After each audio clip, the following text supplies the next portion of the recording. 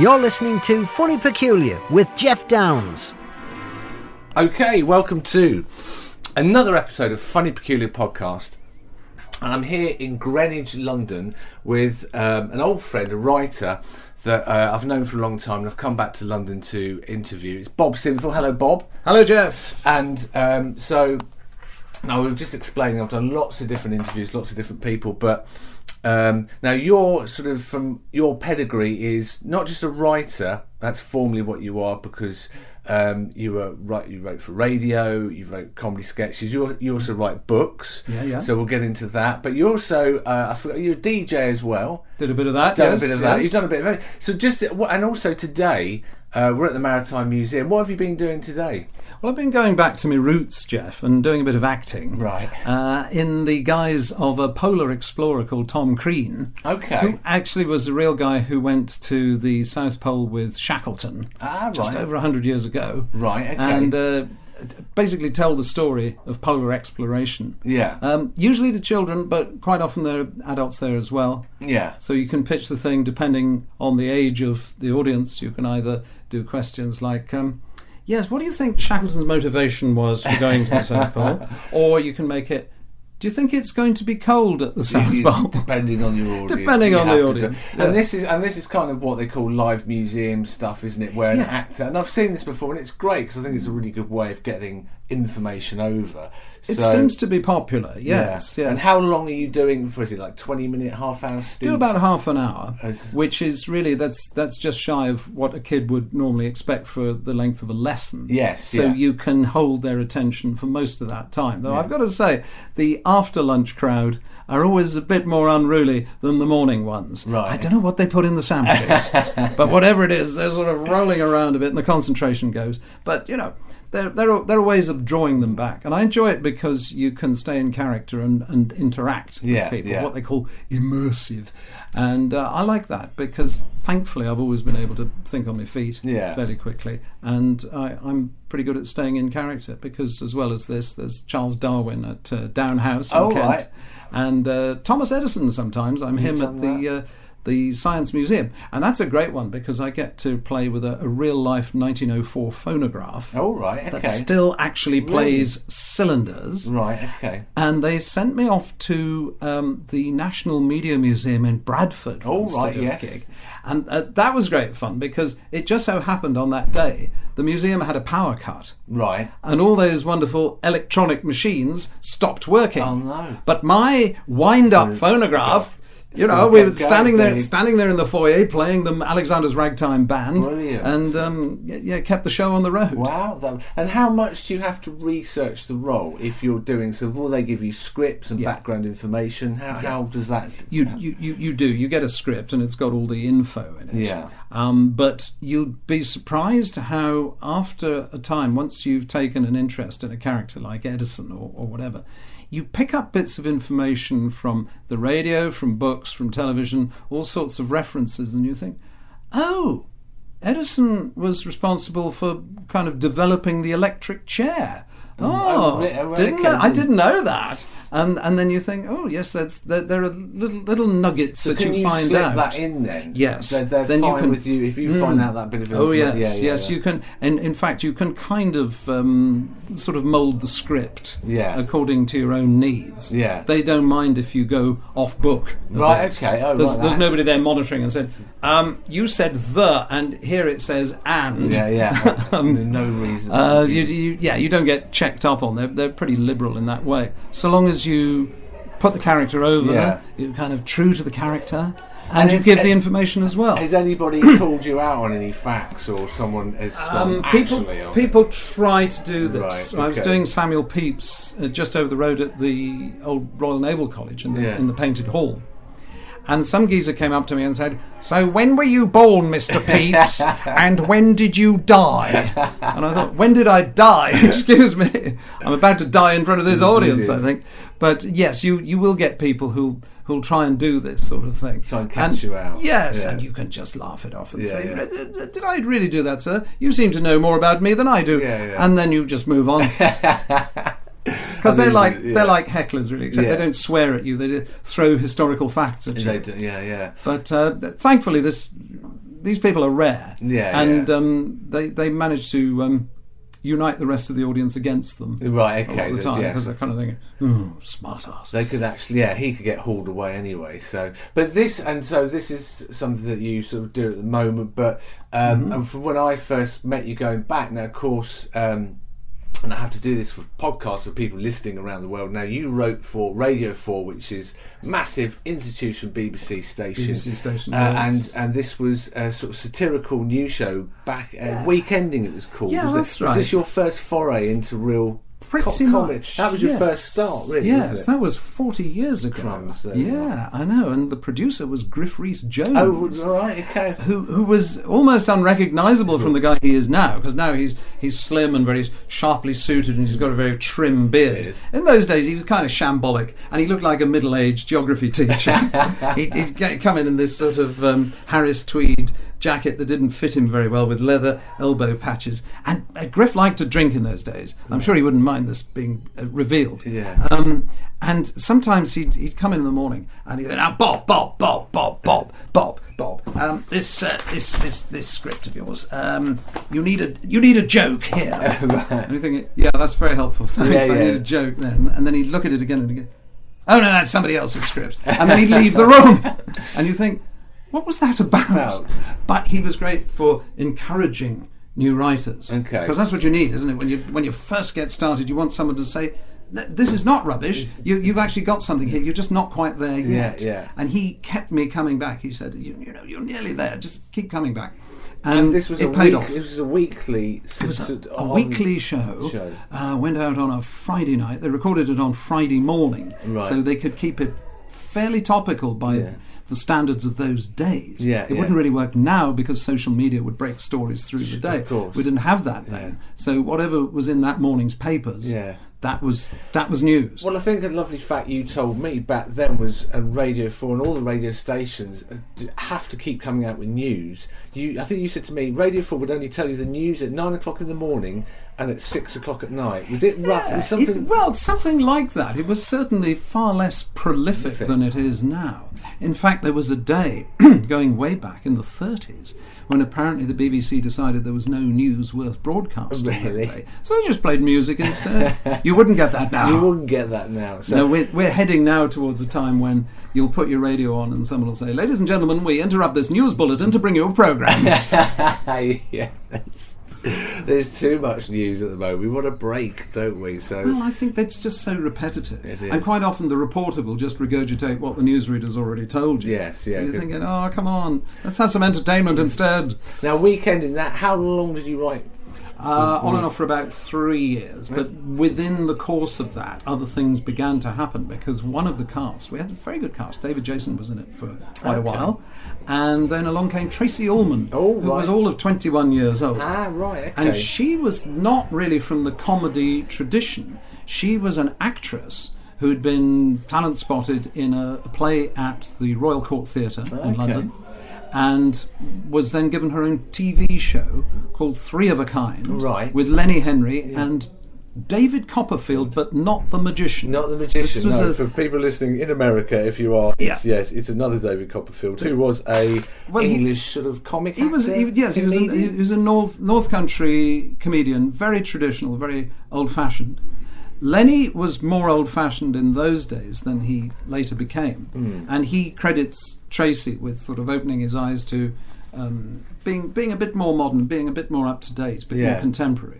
Because she was very young, she wasn't a comedian in the traditional sense, and she didn't really like jokes per se. What she wanted was good characters who are funny in themselves. And she liked what I was writing for Weekending, and said, "I'm doing this telly show. Do you want to come and write some sketches for that?" Oh, really? Who actually sort of formed Three of the Kind? Was it a producer that had seen Tracey? It was Paul Jackson, who's most famous, I suppose, for The Young Ones, which was going on around that time, and Ben Elton was another writer on Three of a Kind. And Paul put the three of them together. Possibly because they were so different. So that the title was a bit ironic, really. They weren't Three of a Kind at all. But interestingly, we did 3 series. They did 3 series. I worked on series 2 and 3, and even in that time, I noticed a difference where at the beginning, David and Lenny had more in common. They were like two of a kind. Yeah, right. And Tracey was the outsider. By the end of the series, Tracey and Lenny were two of a kind, and David was an outsider. Okay. And he kind of got a bit left behind after that series and went back to being a roofer. Did he? Which is what he was originally. Yes. And writing for it, were you writing sketches for all 3 of them, for 2 of them together? How difficult was that to then come up with ideas? That was quite easy because they were so different. You could write different sketches for different performers. So you can think, oh well, if we have Lenny and Tracey as a couple here, we can do this kind of sketch. Whereas if it's Lenny and David, it's maybe 2 guys talking in a pub or something. Yeah. There were different kind of scenarios, and then you could do solos because they all did solo spots. Right. And I did a solo spot for Tracey called Roz, who was a very sort of these days she'd be on Made in Chelsea. Right. Okay. Very, very top drawer. And Daddy's very rich, and she's got this lustrous blonde hair, and she's sort of throwing it behind her all the time, and going yeah, and it's way too cool for school. Right, okay. But actually very traditional underneath it all, because she knows that without Daddy's money, life would not be worth living. So that took off because Tracey did it so well. It kind of cornered the market in the same way that Catherine Tate did a few years later with Am I Bothered? Yeah. And then, more recently, I suppose, who am I thinking of? There's a more recent example of this, but it's gone. So what I'll say is, so there was Catherine Tate, and she'd do Am I Bothered? And there was also, of course, Matt Lucas playing, yeah but no but, no but. Yeah. And kids all over the country would be doing impressions of them in the schoolyard. Yeah. Well, back in the 80s, teenage girls would amuse their chums with, oh, hi, I'm Roz, so we knew it was taking off, So when you heard or saw school kids doing it, you thought, well, that's my, they're saying it. So where did you get your ideas from to give you, to write these sketches? I'd been to drama school. Right. And you meet quite a lot of characters. Right. There's more drama goes on off stage than on at those places. Because I trained to be an actor, which is why I'm now doing what I'm doing. Okay. The script writing sort of got in the way, but in a nice way because it kept me employed. So you started off at drama college? I trained at the Rosebery College in Sidcup, right, in Kent. And yes, like I say, everybody was terribly sort of intense and actory. Which is all a bit ridiculous, really. I was probably as bad as any of them.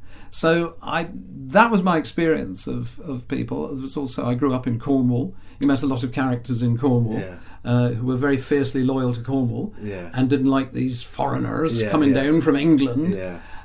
So you could, there was quite a lot of material. From your experiences, you can just dip in and go, okay, that one, I'll just write that up. And then, that's right. And then the rehearsal process, well, were you involved in that? Not so much, no. They would bring things to the characters. Yeah. And sometimes they would have ideas, and Paul Jackson would be good enough to ring us up and say, because it wasn't just me, there were loads of us. Yeah. Say, Tracey's had an idea for this character. Can you write it a bit more this way? And you can just, because I'd been doing very close to deadline work on weekending, it didn't take me long to write things.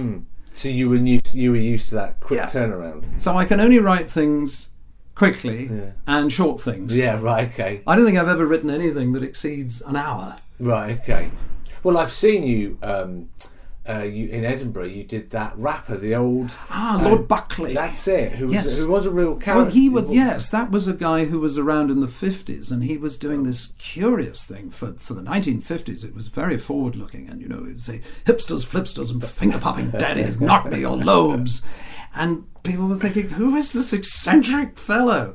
So he was an extraordinary character, and there's quite a lot of footage of him from the Ed Sullivan Show, which was quite a traditional show, but I mean, he was the token weirdo. Yeah, right. Okay. And I used to listen to LPs, records of Lord Buckley in my youth, and then the chance came up to play him at a festival in Cornwall, and so I went back to Cornwall to do this in about 2006, and from then on I sort of carried on with him for a few years, including when you saw me at Edinburgh. That must have been about a year or two later. Yeah. It was fabulous. I thought it was brilliant. Well, it was a great vehicle. I mean, you couldn't go wrong with him because he was such an exuberant person on stage.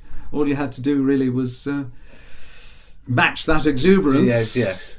Quite tiring. It is for an hour. I'm a little bit older now. I'm not sure how I'd manage Lord Buckley these days. So Three of the Kind is happening. It's going. Well, are you getting contacts for come and write for us? Come and write for. Is that? Yes. It kind of snowballed. And Jackson was very good because he was then doing a series with Jasper Carrott, which was Carrott's first series for the BBC. Was that Carrott's Lib? It was Carrott's Lib.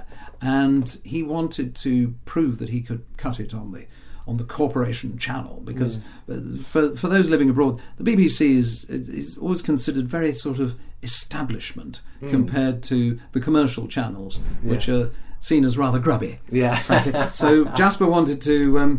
He's a very, very good comedian, but he wanted to prove to people that he could do a live show, that it would be topical, that he would be across all the news stories. Yeah. So it was kind of new ground for him, and a lot of us who wrote it were, flailing around doing Three of a Kind weekending, and in the case of Ian Hislop, Private Eye. Yeah. And in the case of Rob Grant and Doug Naylor, they were just about to take off with Red Dwarf. Really. So all these shows came out of the people who were working on that show.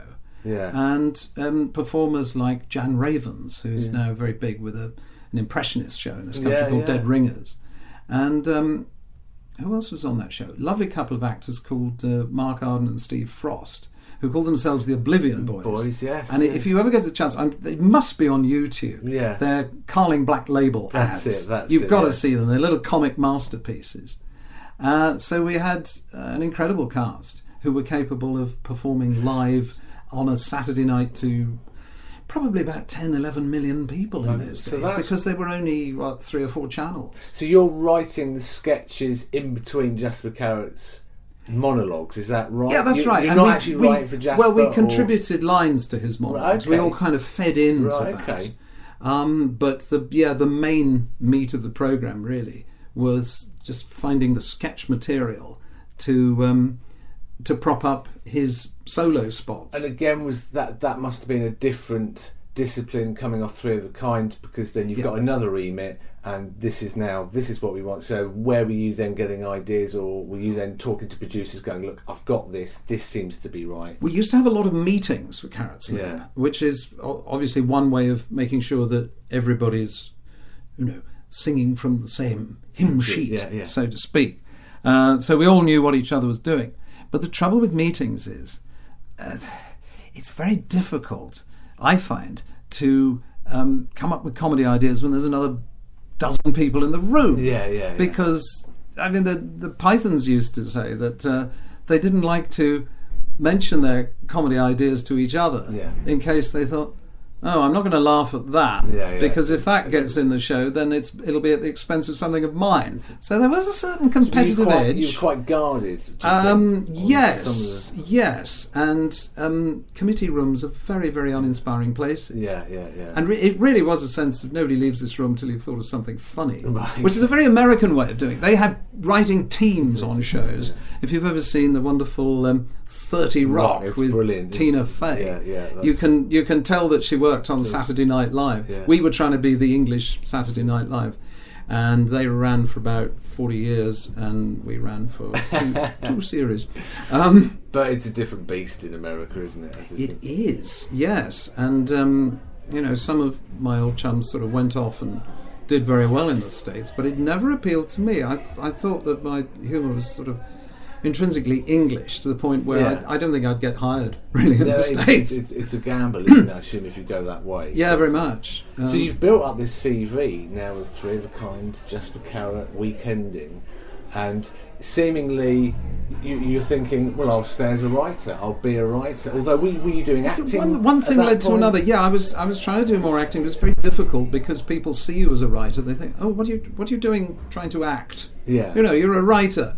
There's a lack of belief that somebody can be all right at more than one thing. So it was a struggle to sort of re-establish myself as a performer which I wanted to do, not for the money, because writing is much better paid in the main, but because I enjoy performing. Yeah. And I think I'm reasonably good at it. So that's something I wanted to carry on doing. So I had to really force myself to do a bit more of that, even if it was going to hit me in the pocket. Yeah, right, okay. And so that's where the Edinburgh Fringe began to come in. But luckily, it didn't mean that I'd been completely forgotten as a writer, and I did get hauled in to do things for the BBC, quite a lot of drama documentaries, things like that, which were very exciting to do because, again, you're researching real lives and trying to turn them into entertainment. I was asked to do a series at the end of the 90s for Radio 2, and it was a 4-parter about Bob Hope. Right, okay. And they said, we'd like one of our disc jockeys to present this. And I thought, really? Wouldn't you rather have somebody who actually knew him? Right, okay. And they had the DJ as the first choice, but then I looked down the list, second, third, fourth choice, and I thought, oh, Bob Monkhouse. Well, didn't he used to write scripts for Bob Hope? Didn't he write jokes for him since the early 50s? He must have known him. No, right. Can't we get him? Right. And amazingly, I think it's the only time in my life that I was actually listened to by somebody in authority. Right. And they went, yeah, all right, we'll get it. And that was the start of a very fruitful relationship. I nearly said friendship. I mean, we were sort of friends. We were kind of working friends because we got on so well. We did 4 episodes on Bob Hope.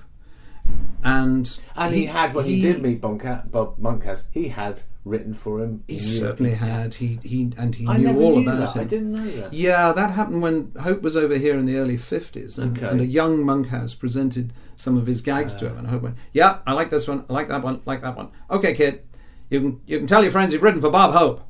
Really? Never gave him a penny. Really? No. Very mean man, apparently. Oh, right. Okay. But they had a sort of father and son relationship in a way, which lasted for a long time. And he sort of compensated in other ways.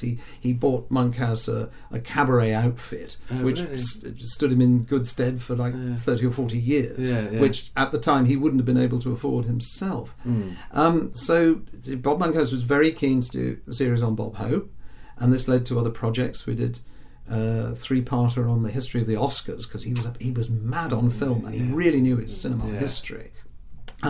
So he helps with the writing, but he always let me take the credit, and then would sort of pull me in to do other projects. Was for Radio 2, Radio 4? Radio 2, we also did an interview show. I went to his house for Radio 4 for their archive hour. Oh, right. And did a sort of This Is Your Life without the big red book. Yeah. And we talked about his life in comedy, which was fascinating. Wow. And then he did a TV documentary when he knew he didn't have long to live.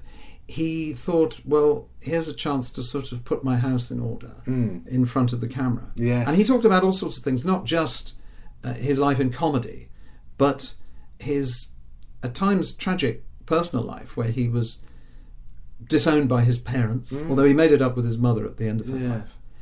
His first marriage collapsed. His 2 sons both predeceased him. Really? How awful must that have been? And yet there was no self-pity about him. He just talked about this. This was at the Albury, wasn't it, or something? No, he did that. Funnily enough, a venue that you and I have both appeared at, the Albany downstairs at Great Portland Street. That's it. Which, ladies and gentlemen, is very near Broadcasting House, the home of the BBC, just up the road. And Bob did do his final gig there. Yeah.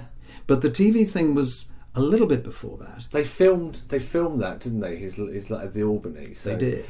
And again, this is viewable on YouTube. Ah, right. And the gratifying thing about it was that a lot of younger comedians were there in the audience, and they tipped their hat to him. They said he was brilliant. And this was a bit of a change, because when I first came into the business, Bob Monkhouse was regarded as a bit smarmy, a bit tacky, a bit old showbiz, because he did so many game shows. Well, he was very good at the game shows. Yes.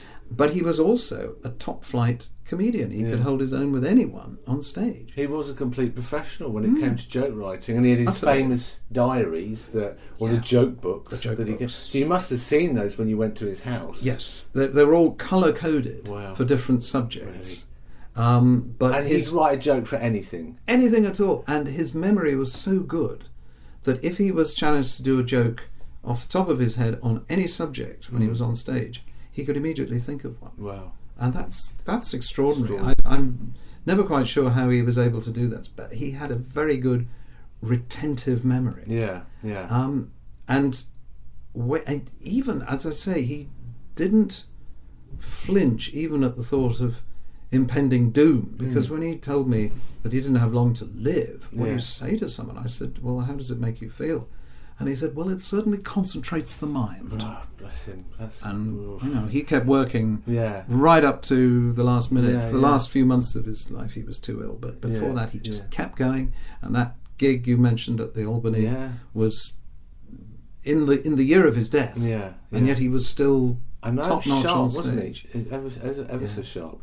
So that was 2003. So that's 15 years ago.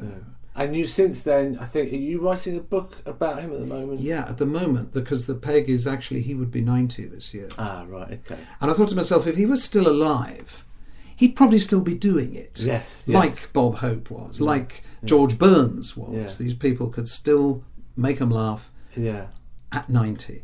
And so I thought, well, let's imagine how Bob would react to some of the issues of today.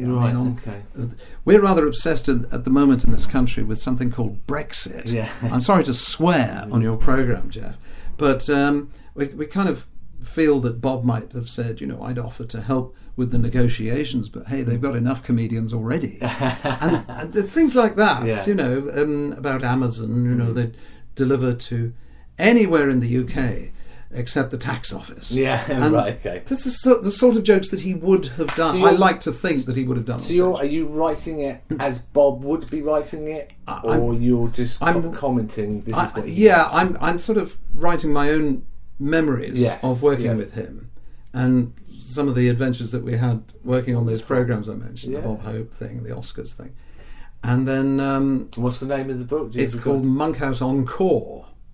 Encore. Okay. And on the front, I've got to tell you the front, and you might want to put this up on your page, Jeff. I can do that.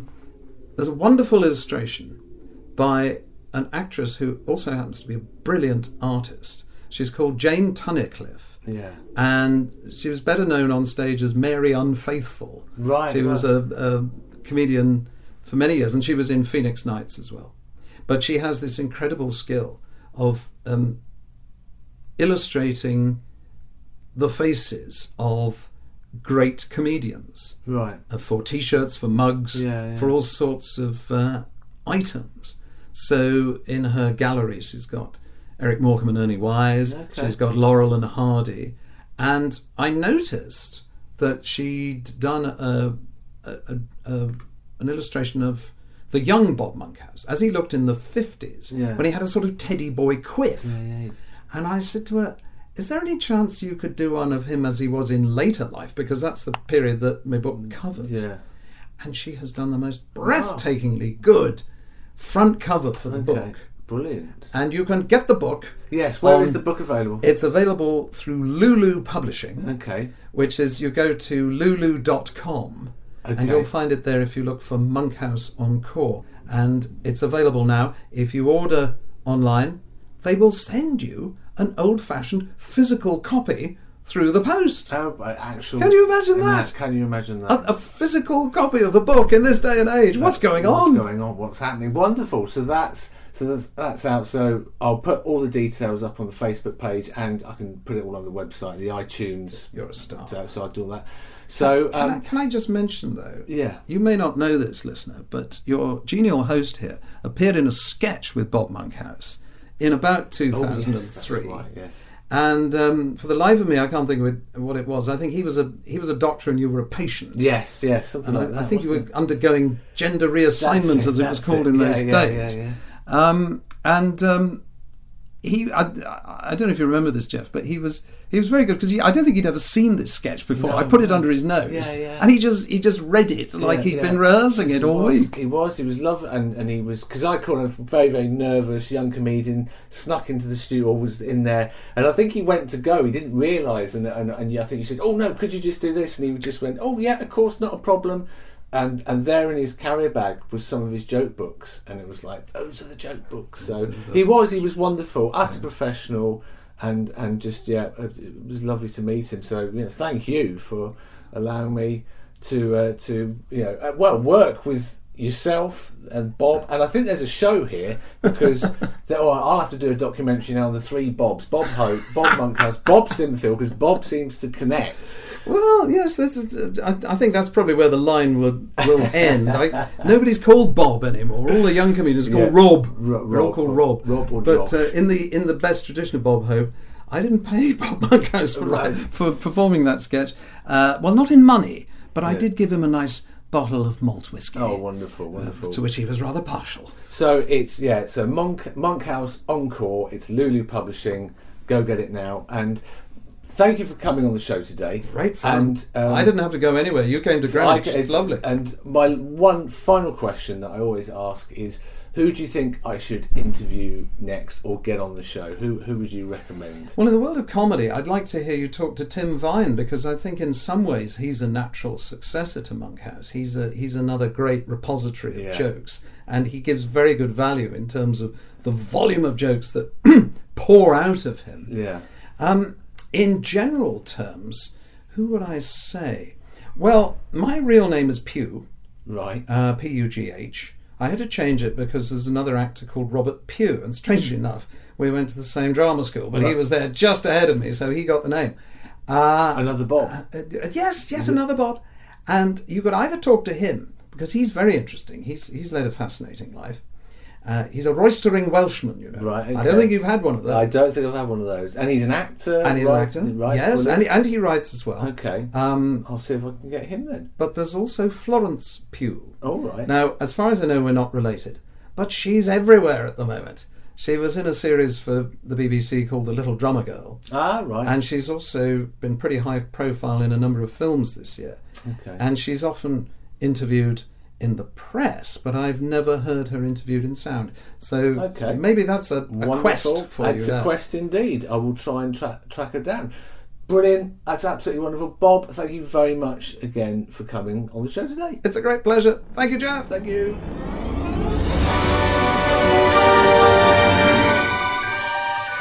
You've been listening to Funny Peculiar. Tune in next week. More great guests.